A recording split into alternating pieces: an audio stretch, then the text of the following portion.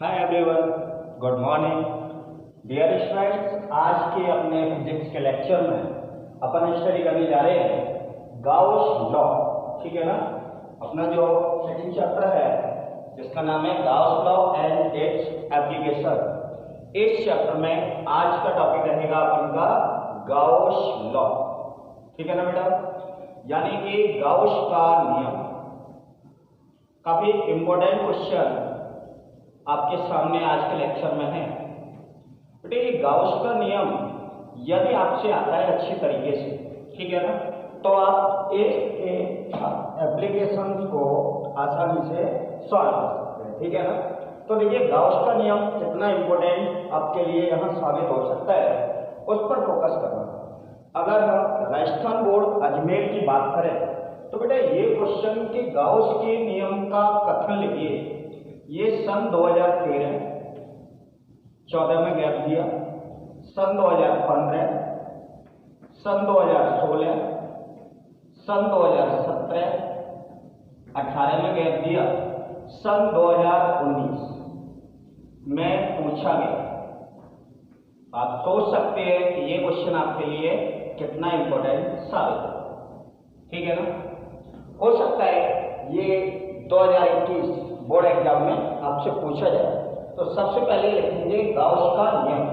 तो बेटा गाउस का नियम आने के लिए आपको इस गाउस के नियम के हर वीक, गाउस के नियम के हर वीक जो है वेक्टर फ्लक्स वो आपसे यहाँ आना चाहिए।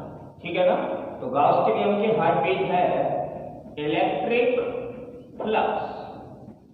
तो फ्लक्स को अपन लिखेंगे फाई से, इलेक्ट्रिक को ई से। इलेक्ट्रिक फ्लक्स का फॉर्मूला होता है ए वेक्टर डॉट एस वेक्टर। ठीक है ना। यदि पृष्ठीय क्षेत्रफल अल्पांश है ds तो फ्लक्स भी अल्पांश होगा d phi E. Dot product में अपन यूज करेंगे cost, that d phi E is equal to A ds cos theta. ये है बेटा इसका हर वीक किसका, गाउस के नियम। तो अगर अपन को गाउस का नियम तैयार करना है तो अपन को ये क्वेश्चन आना ही चाहिए। क्लियर है। तो अपन ने जो फ्लक्स निकाला है वो है अल्पांश। अल्पांश से संपूर्ण बंद पृष्ठ का फ्लक्स निकालना होता है। तो आपने पहले लेक्चर में सीखा हुआ है, यहाँ पर अपन को समाधान करना है। ठीक है ना। चलिए टॉपिक पर आ गया। अपना क्वेश्चन है गाउस का नियम। तो सबसे पहले इस नियम का स्टेटमेंट लिखते हैं।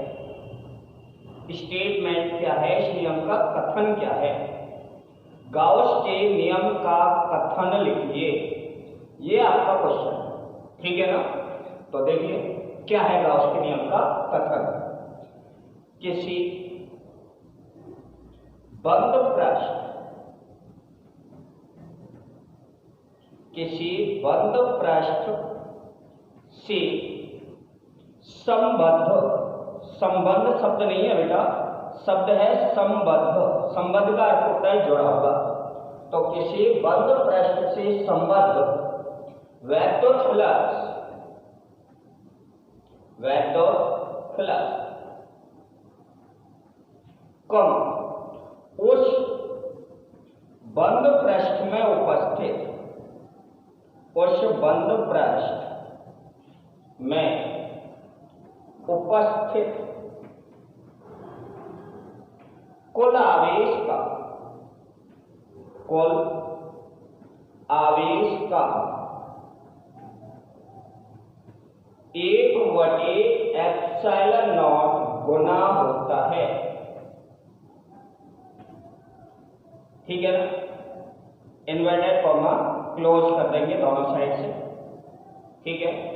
अगर आपसे गाउस के नियम का कथन लिखिए, ये प्रश्न पूछा जाता है, तो आप ये पंक्तियां लिखिए आए। ठीक है ना।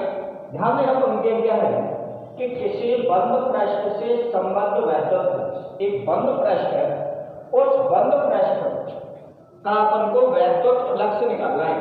अर्थात वेक्टर फ्लक्स क्या होता है, वेक्टर फ्लक्स होता है फाई ई। ठीक है ना, बराबर। आगे क्वेश्चन को पढ़े। उस बंद पृष्ठ में उपस्थित कुल आवेश। तो देखिए बेटा, आवेश तो हो गया Q, और यदि अपन को कुल आवेश निकालना है तो आवेशों की योज्यता से कुल आवेश रहेगा सिग्मा Q, ठीक है ना। तो कुल आवेश का 1/ε0 गुना, तो 1/ε0 शब्द है गुना, तो आप लगा देंगे गुणा। क्लियर है ना। यानी कि आपका गाउस का नियम हो गया फाई ए बराबर सिग्मा क्यू अपॉन ε0। ये रहा आपका गाउस का नियम, ठीक है ना। अगर हम यहां पर थोड़ी सी और बात कर ले तो देखिए किस तरीके से विद्युत फ्लक्स क्या है, इसका हार्ट बीट है। अगर हम इसके हार्ट बीट के अनुसार बात करें, क्योंकि इलेक्ट्रिक फ्लक्स के बारे में ये नियम है और इलेक्ट्रिक फ्लक्स का फॉर्मूला ये होता है। क्लियर है ना। तो अपन लिख सकते हैं कि विद्युत फ्लक्स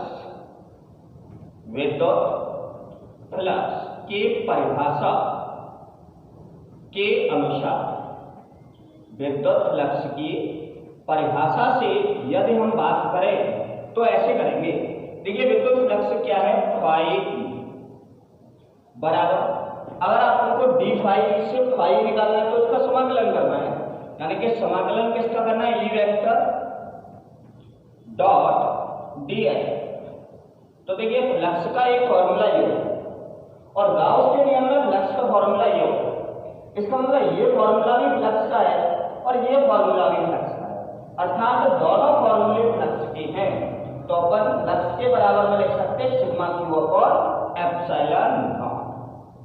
तो बेटा ये तो रहा अपन के गाउस के नियम का स्टेटमेंट, और गाउस के नियम को सीखने के लिए अपन को इसका हार्ट बीट, इलेक्ट्रिक फ्लक्स अच्छे तरीके से आना चाहिए था, ठीक है ना।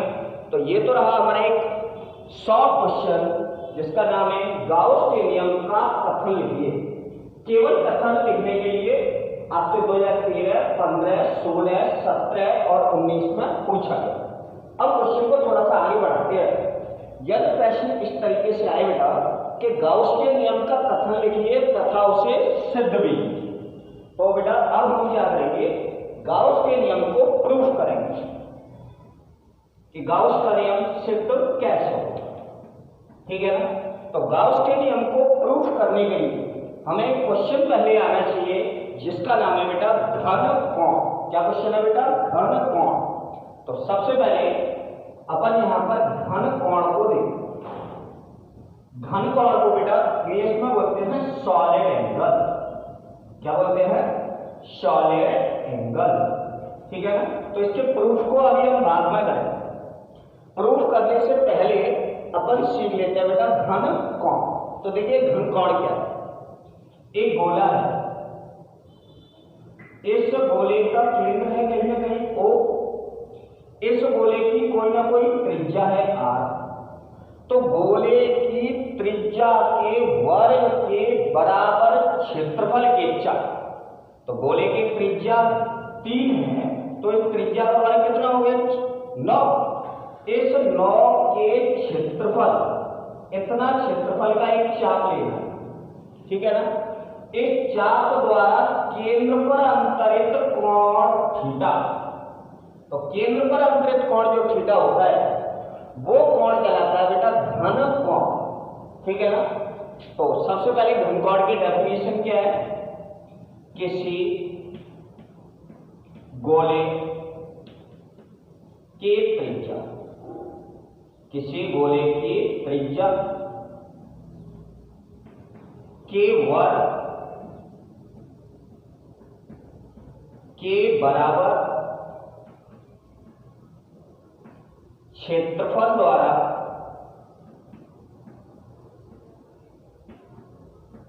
केंद्र पर या क्षेत्रफल के चाप द्वारा, क्षेत्रफल के चाप द्वारा केंद्र पर अंतरित कोण, केंद्र पर अंतरित कोण को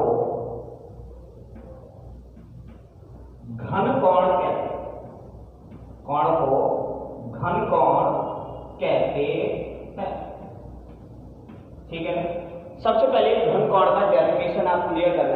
हालांकि परीक्षा में पूछने वाला क्वेश्चन नहीं है, लेकिन ये क्वेश्चन अपन से यहाँ आना चाहिए अगर अपन को गाउस के नियम को प्रूव करना। तो देखिए घन कोण को अपन लिखेंगे DO बराबर क्या लिखा हुआ है कि गोले की त्रिज्या के वर्ग के बराबर क्षेत्रफल द्वारा, ठीक।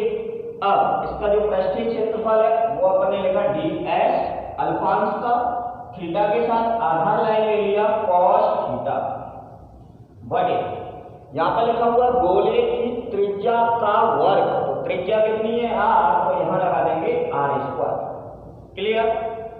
और बेटा इसका जो वैल्यू होता है घन कोण क्या है DO, क्या है DS cos theta upon r², इसका फॉर्मूला, और इसका जो वैल्यू होता है वो होता है 4 पाई, और घन कोण का जो मात्रक होता है वो है बेटा स्टेयर रेडियस, ठीक है ना।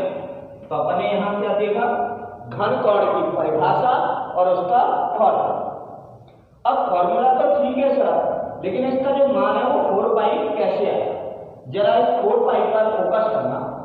अपन बेटा जानते हैं कोण का एक फॉर्मूला, कोण बराबर होता है चाप बटे त्रिज्या।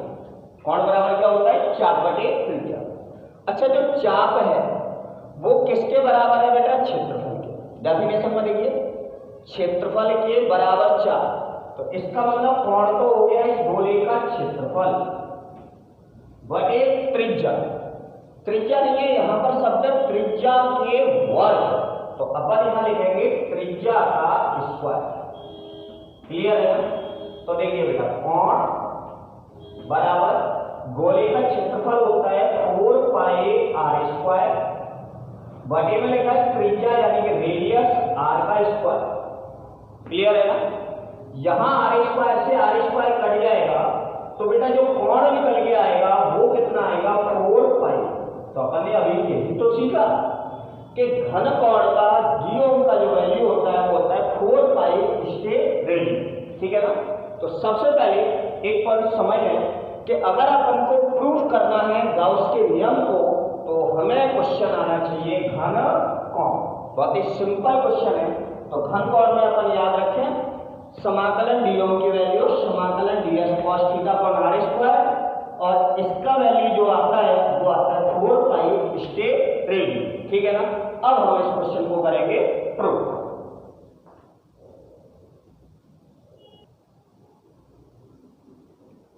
हाँ बेटा, आर यू रेडी। अब कॉपी पेन लेकर के अलर्ट हो जाए, क्योंकि अब अपन का जो क्वेश्चन है वो आगे बढ़ रहा है। और क्वेश्चन क्या था, क्वेश्चन ये था कि गाउस के नियम का कथन लिखिए तथा उसे सिद्ध कीजिए। तो गाउस के नियम का कथन आपके सामने है कि फ्लक्स होता है वो कुल आवेश का 1/ε0 गुना होता है। तो देखिए इसको प्रूफ करना है। प्रूफ करना है तो बहुत ही सिंपल वे, आप सबसे पहले एक लीजिए बंद पृष्ठ। क्या लेना है आपको, सबसे पहले एक बंद पृष्ठ। इस बंद पृष्ठ के किसी बिंदु O पर +q आवेश रखा हुआ है ऐसा मान, ठीक है। और इस q आवेश से r दूरी पर एक अल्पांश पृष्ठीय क्षेत्रफल की कल्पना करें। यहां पर एक अल्पांश पृष्ठीय क्षेत्रफल की कल्पना की गई, ठीक है ना। ये अब देखिए पृष्ठीय क्षेत्रफल की दिशा किधर होती है, पृष्ठ के लंबवत बाहर की ओर ds वेक्टर, +q आवेश के कारण वैद्युत क्षेत्र की तीव्रता बाहर की ओर e वेक्टर। डायग्राम ले लिया। यहां पर ds वेक्टर क्या है बेटा, अल्पांश पृष्ठीय क्षेत्रफल। क्लियर। अब देखिए सबसे पहले हम क्या करेंगे, इस अल्पांश का फ्लक्स निकालेंगे। क्लियर। क्योंकि फ्लक्स निकालने के 3 स्टेप आते हैं। सबसे पहले क्या करना है, जो भी बंद पृष्ठ है उसको अल्पांशों में बांटिए, फिर एक अल्पांश का फ्लक्स निकालिए और फिर उसका समाकलन करिए। तो वही 3 स्टेप अपन को यहाँ फॉलो कर देंगे। तो सबसे पहले हमने लिखा अल्पांश ds वेक्टर से संबद्ध यानी कि जुड़ा हुआ वेक्टर फ्लक्स। तो बेटा वेक्टर जो वैक्यूम फ्लक्स है वो गाउस के नियम की हार्ट बीट है, दिल की धड़कन है, यानी कि वैक्यूम फ्लक्स हो गया फाई ई, अल्पांश का निकालना है तो डी फाई बराबर ई वेक्टर अल्पांश पृष्ठीय क्षेत्रफल ले लिया ds। पहला लाइन क्लियर है और सिंपल है। आप जानते हो डॉट प्रोडक्ट है तो क्या आना चाहिए कॉस थीटा, तो अपन ने लिखा D phi A is equal to A D S cos theta. यहां तक पहुंच गए। अब अपन ने लिखा कूलाम के नियम से या कूलाम के नियमानुसार, तो बेटा कूलाम का नियम अपन ने पहले चैप्टर में स्टडी किया। तो कूलाम के नियमानुसार वैद्युत क्षेत्र की तीव्रता, वैद्युत क्षेत्र की तीव्रता, तो फर्स्ट चैप्टर में वैद्युत क्षेत्र की तीव्रता स्टडी किया E बराबर के क्यू अपॉन आर स्क्वायर, ठीक है ना। तो K को तो लिखा 1/4πε0 into Q upon R square. तो ये वैद्युत क्षेत्र की तीव्रता कैपिटल ई होता है। इस कैपिटल ई का मान इस समीकरण नंबर 1 में रख दिया गया, ठीक है ना। तो कैपिटल ई का मान समीकरण 1 में रखने पर आपको क्या करना है, E बराबर के क्यू अपॉन आर स्क्वायर, ये E के स्थान पर लगा देना, ठीक। आगे बढ़ेंगे अपने डेरिवेशन को। D phi E is equal to E के स्थान पर E का मान लगा दीजिए, क्या 1/4πε0 into Q upon R square, और साथ में लिखा हुआ है आपके ds cos theta, ds cos theta. तो ये आपका अल्पांश का फ्लक्स आ गया E का मान लगाने के बाद, ठीक है। तब हमें निकालना है संपूर्ण, ये तो एक अल्पांश का फ्लक्स निकालना है। अब हमें पूरे के पूरे बंद पृष्ठ का फ्लक्स निकालना है, तो इसका क्या करेंगे समाकलन, ठीक है ना, थर्ड और अंतिम स्टेप। तब संपूर्ण पृष्ठ से संबंध का अर्थ है वही है जुड़ा हुआ वैद्युत फ्लक्स ज्ञात करना है, तो अपन को क्या करें, इस अल्पांश वाले का समाकलन। तो समाकलन में लिखा हुआ है D phi A is equal to समाकलन के अंदर 1/4πε0 क्यू अपॉन आर स्क्वायर, और साथ में लिखा हुआ है बेटा ds cos। यहां तक पहुंचना बहुत ही सिंपल है। अब बेटा थोड़ा सा और आगे बढ़ते हैं, देखना जरा डी फाई का समाकलन क्या होगा बेटा, फाई इज इक्वल, इस समाकलन में से कांस्टेंट को बाहर निकालना। तो पहला कांस्टेंट तो यही हो गया 1/4πε0, दूसरा कांस्टेंट हो गया ये आवेश Q, जो बंद पृष्ठ में बिंदु ऊपर रखा है। यहां पर Q स्मॉल हो सकता है, कैपिटल हो सकता है, या सिग्मा Q हो सकता है, कुछ भी x y है। तो इस Q कांस्टेंट को अपन समाकलन से बाहर लेंगे इनटू Q। अब समाकलन के अंदर क्या रह रहा है वो देखो, अंश में बचा हुआ है ds cos थीटा बटे हर में लिखा हुआ है r स्क्वायर। क्या बेटा, ds cos थीटा अपॉन में r स्क्वायर। आपने अभी अभी घनकोण को स्टडी किया, देखिए जरा समाकलन में ds cos theta upon r square, इसका मतलब हो गया घनकोण यानी कि do। तो अपन लिखेंगे फाई बराबर q अपॉन 4πε0 समाकलन, इसके स्थान पर घनकोण आ गया do, जिसका वैल्यू होता है बेटा 4π स्टेप रेडियन। तो अपन आगे लिखेंगे phi A is equal to q upon 4πε0 into इस घनकोण की वैल्यू कितनी है 4π, अपन पहले स्टडी कर चुके हैं, ठीक है ना। 4π से कैंसिल हो गया 4π, फाई इक्वल टू आया Q अपॉन एप्सिलॉन नॉट, अर्थात किसी बंद पृष्ठ से संबद्ध विद्युत फ्लक्स उस बंद पृष्ठ में उपस्थित कुल आवेश क्या रखा हुआ था बंद पृष्ठ में Q, इसका आ गया 1/एप्सिलॉन नॉट गुना। इसी के साथ हमारा ये गाउस का जो एप्लीकेशन है वो प्रूव, ठीक है ना, क्लियर। जल्दी से नोटबुक उठा करके आप इसका प्रैक्टिस कर सकते हो बेटा, काफी इंपॉर्टेंट क्वेश्चन आपके बोर्ड एग्जाम के लिए साबित होगा कि गाउस का नियम क्या है और उसका सिद्ध कैसे करें, ठीक है ना बेटा। चलो